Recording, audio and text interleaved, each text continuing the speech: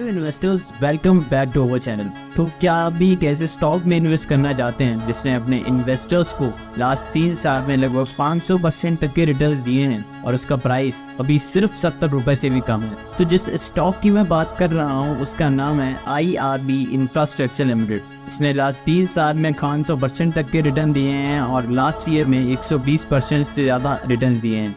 इसका मतलब ये है कि अगर आपने पिछली साल इस स्टॉक में 1 लाख रुपए इन्वेस्ट किए होते तो आज वो लगभग 2 लाख से भी ज़्यादा रुपए हो जाते। ये तो रही इस स्टॉक के रिटर्न्स की बात। देखते हैं कि क्या आज की डेट में हमें इस स्टॉक को बाय करना चाहिए और क्या आज की डेट में हमें इस स्टॉक से अच्छा खासा प्रॉफिट मिल सकता है। तो वीडियो को शुरू करते हैं बिना किसी टाइम वेस्ट किए।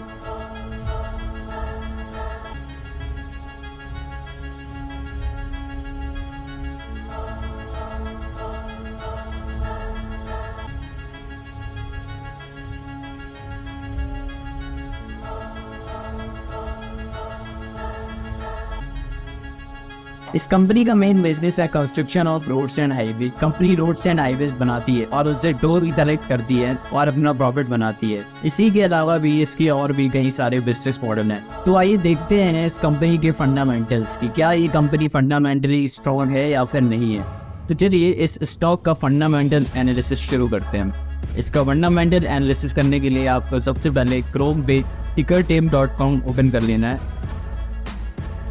इस वेबसाइट से आप किसी भी स्टॉक का fundamental analysis free of cost कर सकते हैं। उसके बाद हम यहाँ पे अपना स्टॉक सर्च कर लेंगे IRB इंफ्रास्ट्रक्चर लिमिटेड।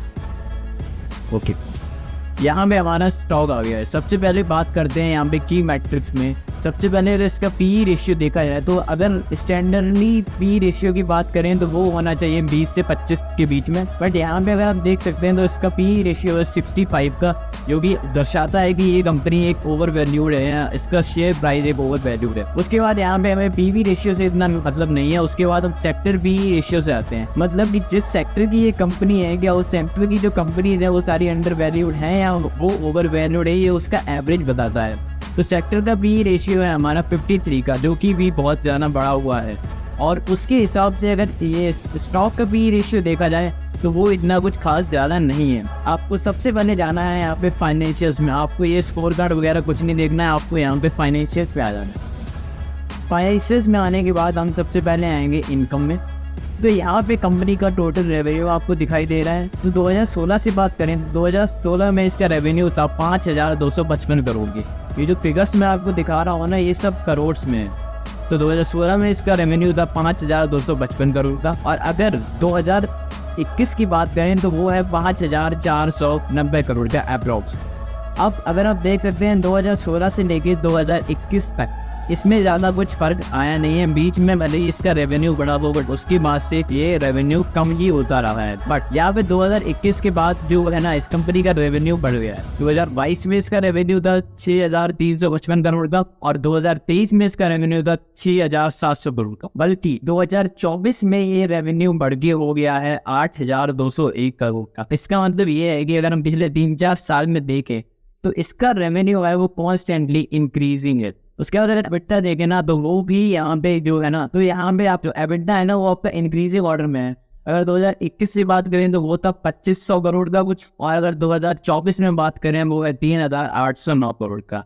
इसका मतलब ये है कि कंपनी रेवेन्यू जनरेट कर रही है, उसके साथ प्रॉफिट भी बना रही है। ठीक है, उसके बाद अगर आप थोड़ा नीचे स्क्रॉल करेंगे तो आपको इस कंपनी के पीयर्स एंड कंपैरिजन्स मिल जाएंगे। पीयर्स का मतलब होता है कॉम्पिटिटर्स, कि इसी सेम सेक्टर में इस कंपनी के कितने कॉम्पिटिटर्स हैं और वो किस स्थिति में है।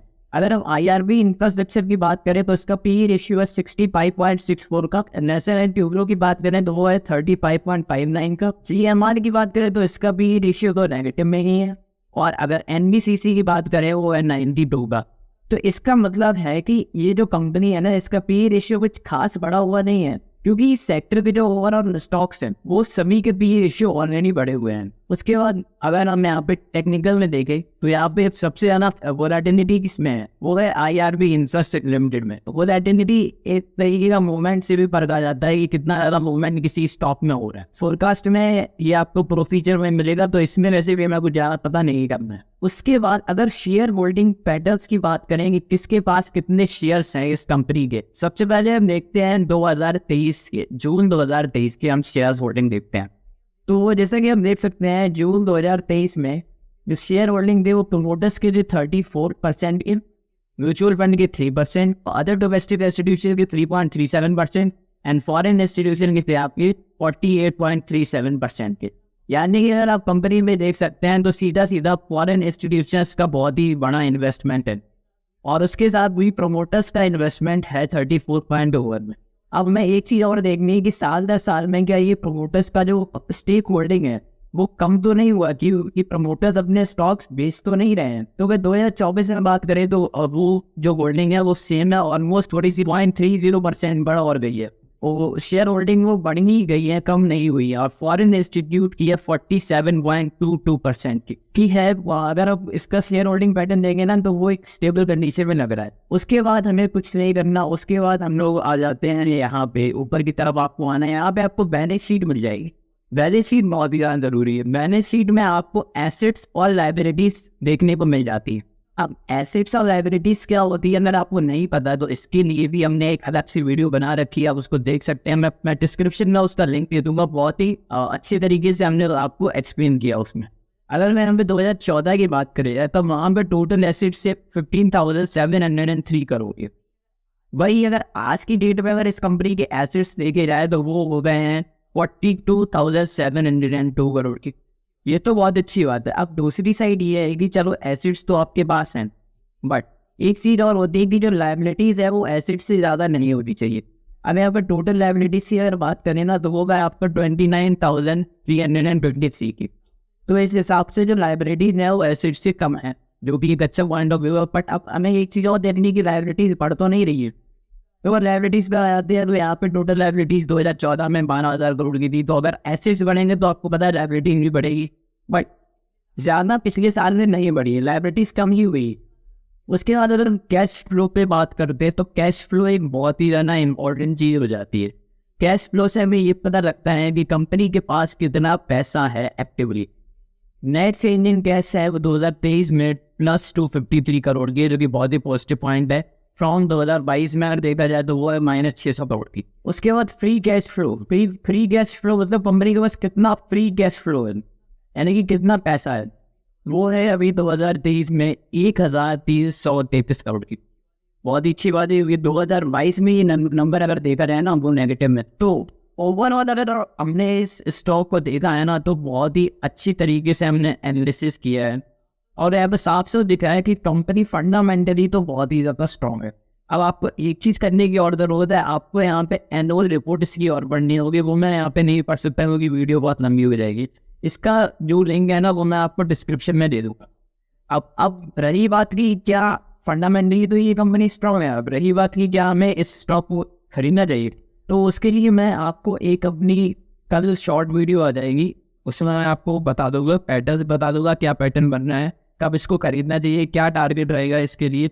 तो कल वो शॉर्ट वीडियो आ रही है, उसका वेट कर लीजिए। इसमें मैंने आपको ये बता दिया है कि यहाँ पे फंडामेंटली तो स्ट्रॉन्ग है। अब बस कल का आपको वेट रहेगा टारगेट ऑन कब तक के लिए आपको बाय करना है, वो सब मैं आपको कल शॉर्ट वीडियो में बता दूंगा।